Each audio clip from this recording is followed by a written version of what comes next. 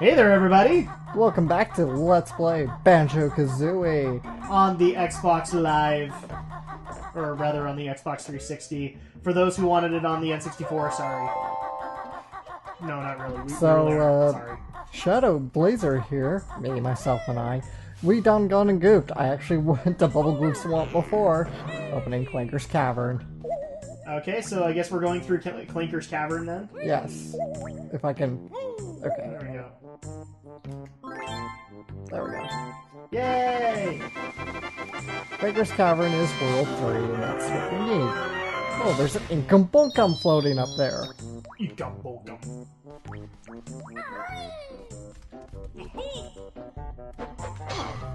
You just literally punched the guy in the face. I think you have earned the I Am a Man award today. Yes. I'm a man! He is a bear and he is a man. I'm a bear! Before I go there, I want to make sure I've gone in here and done what I need to do in here. Oh, please don't tell me we're going to end up on the other side of a toilet. Ow. I could totally see this game going there. See, I knew I forgot to do something. Activate this cauldron. And you know what? I probably didn't activate the one downstairs either. You've activated a magic cauldron. Oh, and so this is for teleportation. Yes. It's a shortcut around the lair. And... yes, I promise we'll get to Clanker's Cavern, but I forgot to activate the one downstairs, apparently. Well, let's go ahead and take care of it.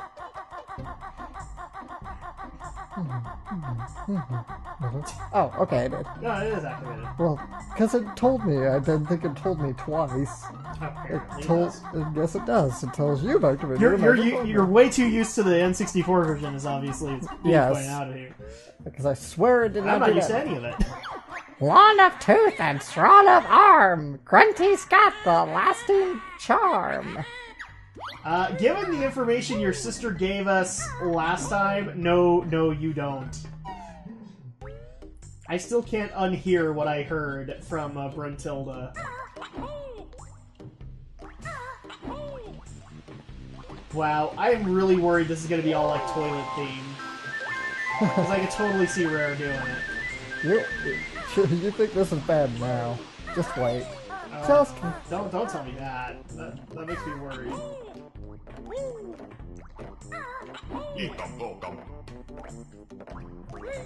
Alright, so now we are going into Clanker's Cavern.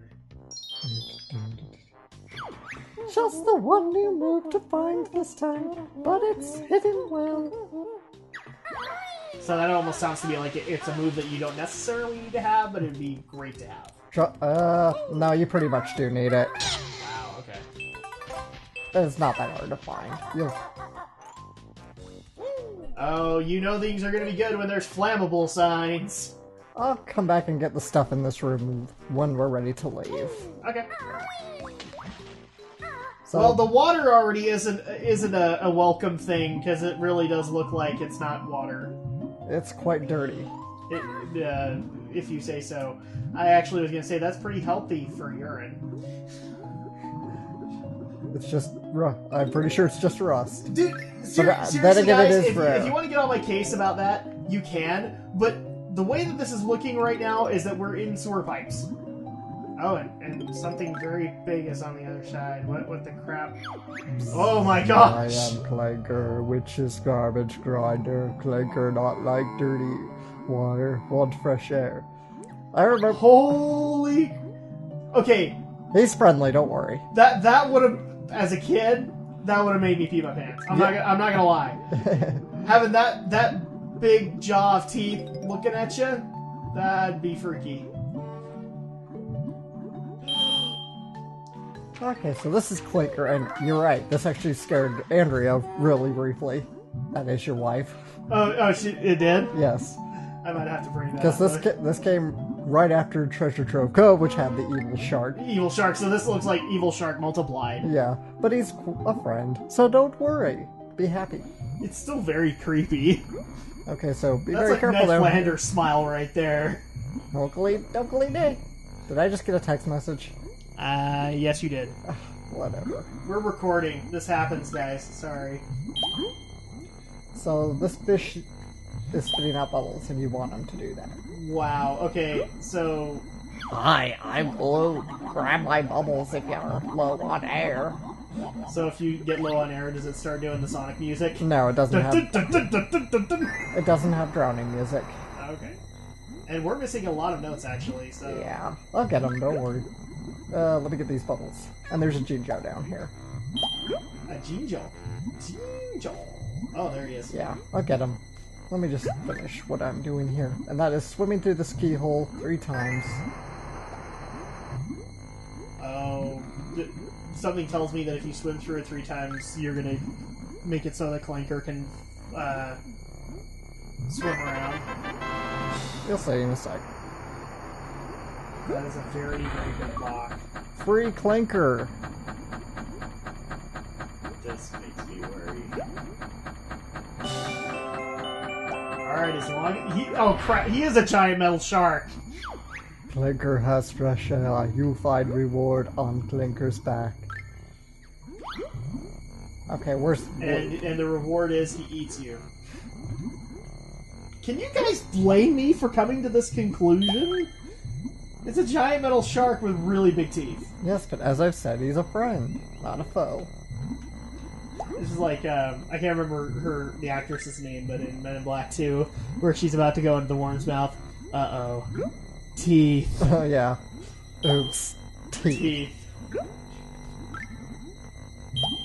Okay, now I got some air.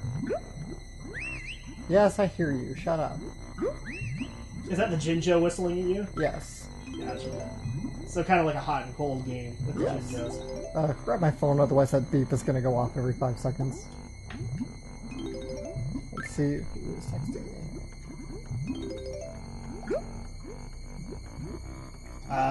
It looks like you're getting a text from Alpha.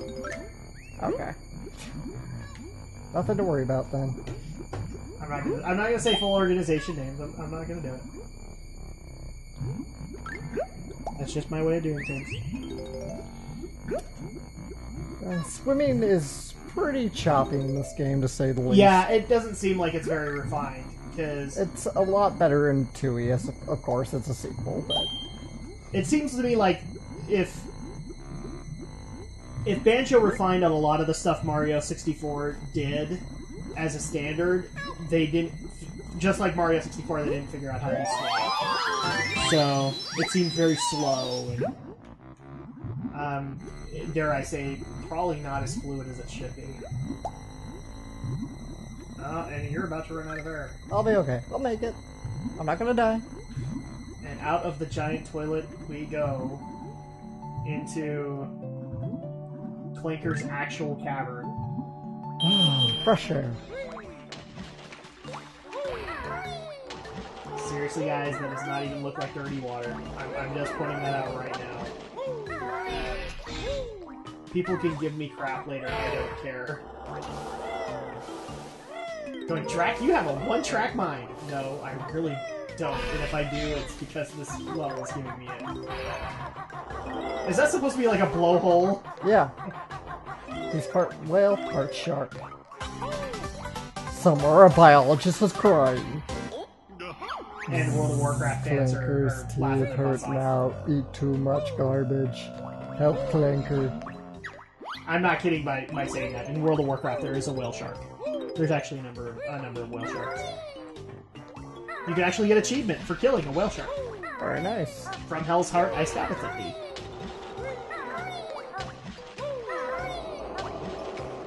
Now, I get that that's supposed to be rust, but man, it does not look like rust. That looks like innards. And you see these gold teeth? You just want to shoot them.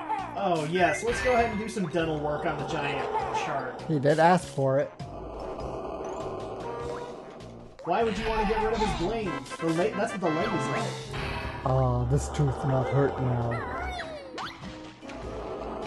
Now he doesn't need to go see the dentist. See, Alex, you've done a good thing. Yep. Because you've saved him the dental work. Oh, wow. Okay, that would have freaked me out as a kid. Vulnerability feather. What else will tell you more?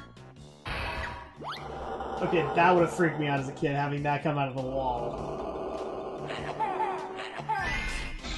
Let me guess, a Jiggy is actually inside Clanker. Yep.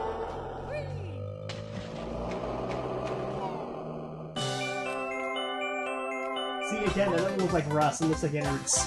Actual, like, organic innards. That may have been what they were going for, and they didn't. Alright, so... Oh, look, there's an Ikabolkum. Yep, we'll come back to that in a bit. I swear, we have more Ikabolkum sightings than we do Big the Cat sightings. Well, that's because you actually have to find the Inkumbolkums to do stuff. Big the Cat's just an Easter egg. Is Mumbo in this level too? Or? No, he's not in this one. He's in Bubble Glue Swamp. I like me some. Okay, so we get to what becomes a Banjo Kazooie staple. Jump little mini games. Oh boy. This is a collector, alright. And a rare collector at that. Oh my gosh, they did Flying Through Rings better than Superman 64 did! Indeed. I know, it's sacrilege for me to bring that up, guys, but it had to be said. Because unfortunately, I mean, the N64 was just kind of littered with fly-through ring simulators. Yeah, that's fun, right? When you're... Nothing says Superman like flying through rings. Or trying to pick up random cars. No, don't hit that... Yeah. Nerf. No, literally, like... No, damn it! Ah! Stupid swimming controls, they suck so bad. That was kind of worth it. What happens if you hit the nerve? It hurts you. Wow. That actually... I'm gonna go off on a tangent here, so bear with me, guys. The nerve endings in here look kind of like... If you ever played the Ren and Stimpy game on Super Nintendo, they actually did a simulation of the Ren losing all of his teeth episode, and so you go into his mouth and it's littered with nerve endings. Oh, gross. And it looks exactly like that. Yes, Ren and Stimpy games, they were actually pretty good considering that it was like Nickelodeon tie-in games. Oh. I always do that. Camera! Camera! Camera! Damn it! You might as well win it. Yes. Get on the box. The one downfall of every 3D platformer on the N64 and beyond, the camera. This has become such a stigma that I've even seen reviewers have an entire section in 3D platformers for the camera. Does the camera respond well? Can you control it well? And I can't say I blame them, as the N64 had shining examples and really bad ones. And Mario 64 was no different. Yeah, if there was ever one complaint that people had with Mario 64, it was the camera. Damn it. But I would dare say that the worst culprit of this was, in fact, Castlevania 64, because that camera just would kill you. It was out to kill you. Mm-hmm. Now, people may remember, we are playing Castlevania games, like, during the holidays. So the question you might have, are we going to touch 64? I have no plans on showing Alex the crap of the series. Okay? Especially since Castlevania 64A is not considered canon. It's so bad, it got written out of the continuity. And on top of that, they're not good games. I know some people will argue with me on that, but Castlevania 64 and Legacy of Darkness, not good games. Which is... I saw the AVGN do the Castlevania series, and of course he touched on 64. And he did. 64, I mean, God, stupid thing. 64 actually looks like a game I would enjoy, but I get it. It's unplayable. It really is. It was basically them saying, oh, you know, we'll totally blow things out of the water without even studying how 3D platforms are supposed to work. Mm-hmm. And they just didn't do their homework at all. But also the other problem was that Castlevania had a really rough transition into 3D. So much so that for basically the next 2 console generations, there wasn't a really good Castlevania 3D game. Keep forgetting I got a backflip through this one. Yeah, that's always a shame when a good franchise just can't find its ground in the new media. But instead of just going away, I'm actually kind of happy that they found their place on the Game Boy Advance. And so they were able to put out Castlevania games there until they figured out how to do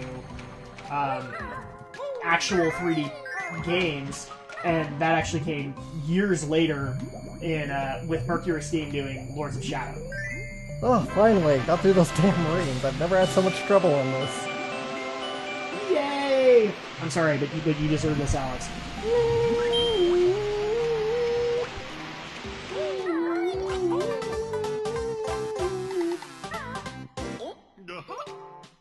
Or you can on the Chrono Trigger iteration. Da da da da da da da da da. Oh, I was gonna say the only victory theme I remember was Chrono.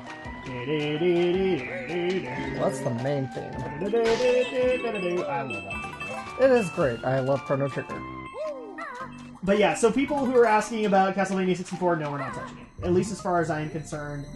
We might touch Simon's Quest. I don't know. Maybe as a quick look, let's look at it, kind of thing. Well, Simon's Quest is actually not that long of a game. The problem is that it's a pain in the butt to get through the dungeons. Mm-hmm. And if anything, if we were going to do Simon's Quest, we'd just be making fun of it. We really would be. Because everything that they basically established as, this is the big bads, they're not big bads in Simon's Quest. As you saw in the AVGN video, like, Death is considered one of the hardest bosses of the first game. Mm-hmm. And this is such a jolt they did to him in Simon's Quest, you can literally walk past him. Right. You don't have to fight Death. Thankfully, though, they fixed this when they did Castlevania 3. I'm gonna exit momentarily, but then... You exit out the gills. Yep. Well, I guess that's better than exiting out another area. I've already named these episodes. The one where Drak talks about potty humor. Do you remember Cat Dog on Nickelodeon? I do remember Cat Dog. I don't remember seeing a lot of it, but... There's this one episode where Cat accidentally eats Dog's fish. Dog got a little pet fish for himself, and Cat eats it, and because of all the crap Dog eats on a daily basis, the fish kind of mutated and grew in size, then the fish ends up eating them both.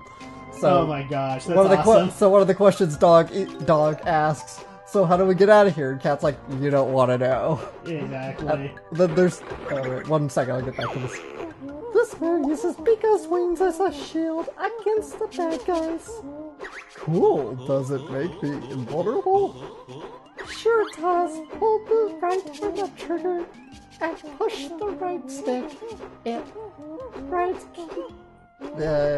this. Keep the left stick.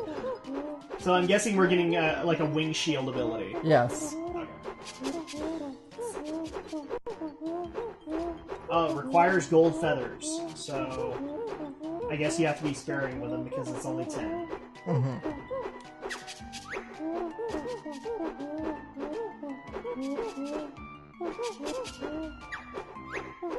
You've learned all my new moves for this world. The rest is up to you. Alright, so we're done with the geek. Okay, so to finish... no. I'm supposed to... Oh, there we go. Okay. Yeah, so to kind of finish out the story, we cut to later, the big fish is sitting on the couch watching TV with the mouse, Winslow, and so he asks the mouse, so which way to the little boy's room? Oh, jeez. And of course you get this laugh, this great hysterical laugh from Winslow. Well, it's not hysterical, but he just kind of lets out this big chortle, and it's just, you can pretty much... From what I've heard, I mean, like, some of the poop jokes that actually get made in Cat Dog are very similar to Angry Beavers. Yeah, it's more subtle than it is outright gross out humor, but yes. that's why the show was so great. See, one of the things that people in this generation don't really get is that subtlety can actually add to stuff in humor. That's why I love a lot of the Nickelodeon, or the Nicktoon series that had tremendous amounts of subtlety to them. So it sounds to me like Cat Dog had that. Yeah. And I didn't see a whole lot of Cat Dog. That's a shame. It was pretty funny. I loved it. It was kind of past my time. I mean, I came back a little bit for shows like when what is his name? Butch Hartman started doing shows for Nicktoons. I came back for him, but that was pretty much it. I still have, like, if there's a new Nicktoons series, I have no idea. But as long as it's not like John K, where there was no subtlety involved at all. Yes. And for those who don't know who John K is, be thankful. John K is Ren and Stimpy. I think that's the only thing he's really attached to. Is he did a lot of the Ren and Stimpy writing. And here's the thing, John K had some really good moments, but most of the time it was mired in crap. I still love the Canadian theme of the Royal Canadian Yaxman that he did. Oh. Oh wow, you just made the statue of Gruntilda all bug-eyed. Yep. And you don't really need the invulnerability. Ow. Right as I say that. But you really don't. Ow. You don't. If you just, I'm just not timing it very good. I'm not taking my time. But if you, really, that one you don't need it because you can just time it. The other one you do. But like, if you had reduced health, this might be an issue. Yes. I don't know why I just fly. Because you wanted to fly like Superman.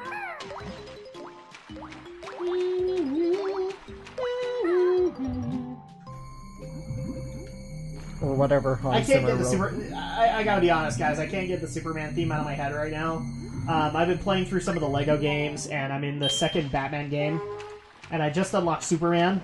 And whenever you fly with him, it will always play the Superman theme. Mm-hmm. And so at that point, I can't get the theme out of my head because I'm always hearing that. Because it's fun to fly around as Superman.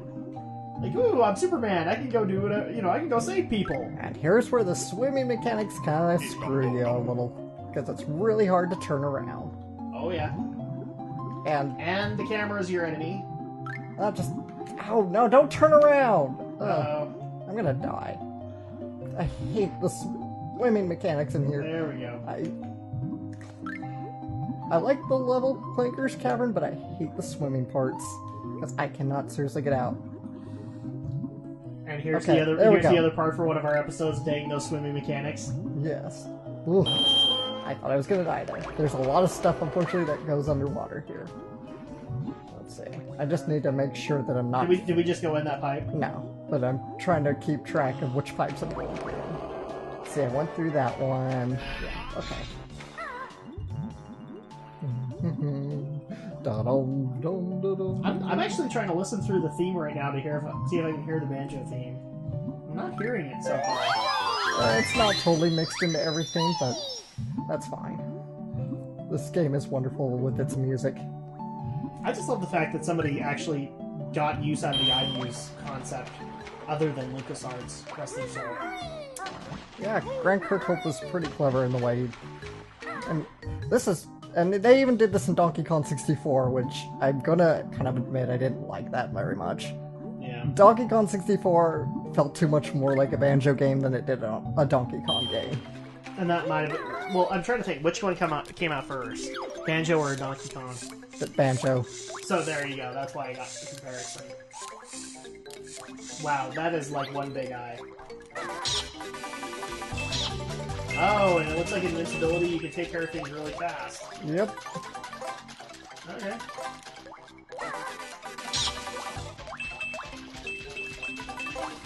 So speaking of LucasArts, I actually did want to bring this up in one of the Let's Plays because I actually do get even though people want me to go into a little more detail about games I'm playing, I do get kind of ragged on for not playing current stuff.